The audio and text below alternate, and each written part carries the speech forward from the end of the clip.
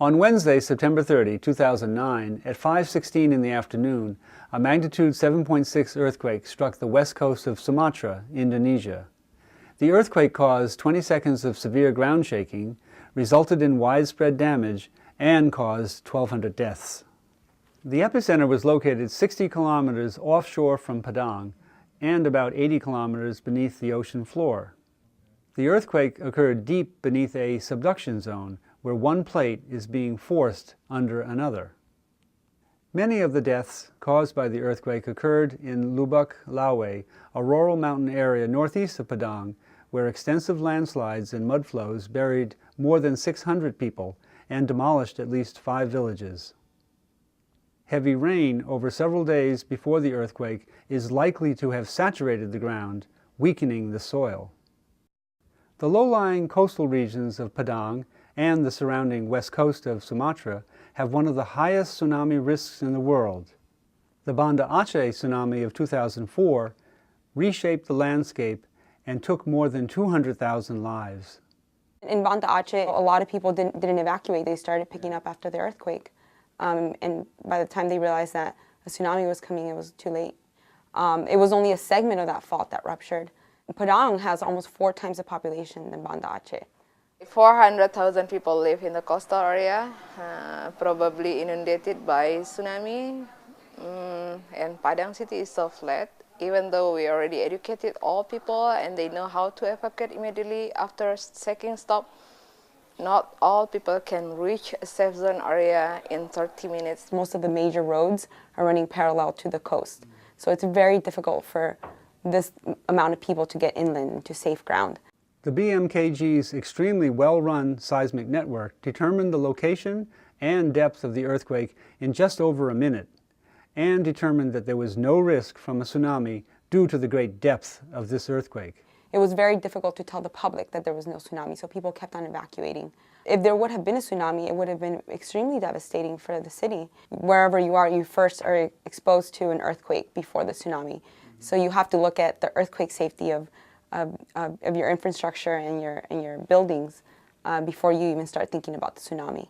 A lot of the buildings that were damaged, well, they were all existing buildings, but many were built prior to modern earthquake provisions. So I think in those cases, the buildings just didn't have adequate strength and stiffness. Many buildings collapsed, either partially or completely. These collapses were more common for concrete buildings constructed prior to 2002, when Indonesia revised its building codes. Concrete failure was caused by a number of factors, including the absence of column stirrups in joints, the use of smooth as opposed to deformed rebar, and concrete containing large rounded river rocks. According to government reports, up to 140,000 homes were damaged in Padang and the surrounding areas. The causes of home collapses include weak mortar, poor bonding between bricks or stones, and the addition of second stories that introduced too much weight. If you add a story onto it, you have to think about the floors below. Are they really strong enough to support that story? Or if you add a wing to it, what kind of lateral loads the new building puts on the old building or vice versa. Timber houses performed well due to their lighter weight and proportionally higher strength. Approximately half of Padang's large multi-story hotels suffered significant damage during the quake. The collapsed Ambasand Hotel received extensive media coverage because of the large number of guests who were killed. This part of Padang has suffered a lot of damage throughout the blocks that are surrounding this, so it's pretty clear that this site got a very hard shake and that perhaps the soil conditions could possibly have been worse than some other parts of Padang. Padang in Indonesia is like many developing countries that you tend to find very few steel buildings, and that's because steel is an imported material. And usually steel does well in earthquakes, does better than, say, concrete or masonry. But in this case, we found that a number of the steel buildings, some of which were quite new, in fact collapsed. A lot of the earthquake-resistant details and practice that we've developed in the US and is in Japan, that wasn't evident in the structures that we saw. For example, some light-framed steel buildings were weighed down with very heavy concrete slabs and infill walls.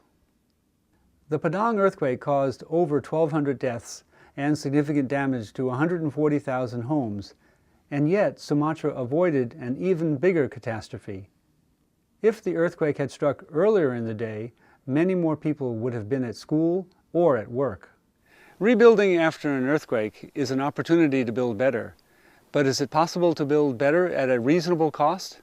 Yeah, I think it definitely is possible to build earthquake-resistant and earthquake-safe structures economically. I think, though, it's going to require a lot of political will, building code provisions, and some level of inspection coming from a building department. But then I think it's really education through the whole design construction process. The Padang earthquake of September 2009 was very deep, and it didn't relieve the stress on the main offshore fault. For this reason, we expect a large earthquake and tsunami to strike Padang sometime in the coming years. Preparedness is the key to avoiding a disaster. It's not easy to talk about disaster preparedness. People forget easily, so this is a challenge, but we need to keep moving. We cannot stop.